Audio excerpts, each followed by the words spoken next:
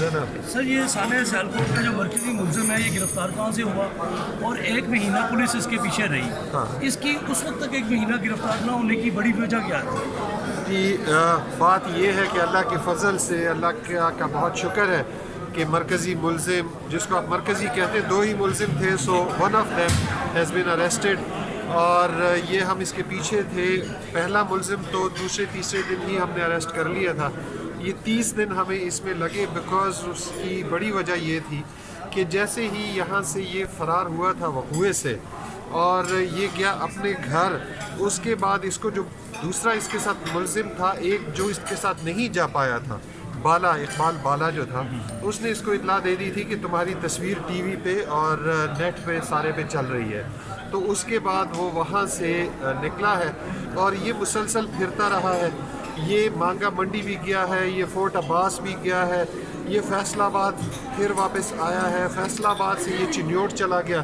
چنیوٹ میں یہ بڑے عرصے انڈر گراؤنڈ رہا.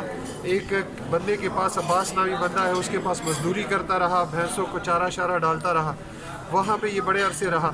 پھر یہ فیصل آباد واپس آیا اور فیصل آباد آ کے اس نے اپنے سالے کے گھر سے اس کا فون اٹھا کے اپنے گھر والوں کو کال کی باپ کو. اس سے یہ ہمیں ٹریس ہوا کہ جی یہ دوبارہ سرفیس کیا اور اسی کا ہم انتظار کر رہے تھے.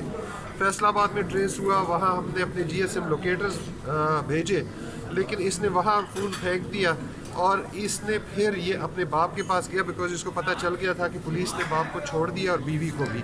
سو یہ بیوی سے ملنے گیا تھا. وہاں جب یہ دیوار پھاند کے گیا تو پہلے سے ہی ہماری ٹیم وہاں پہ موجود تھی. ہماری آلریڈی 9 ٹیمیں اس پہ کام کر رہی تھی اور one of the teams was in کے گھر پہ مانگا منڈی موجود تھی. وہاں سے یہ اریسٹ ہوا ہے. بات یہ کہ اس کو یہ پتہ تھا کہ پولیس میرے پیچھے ہے.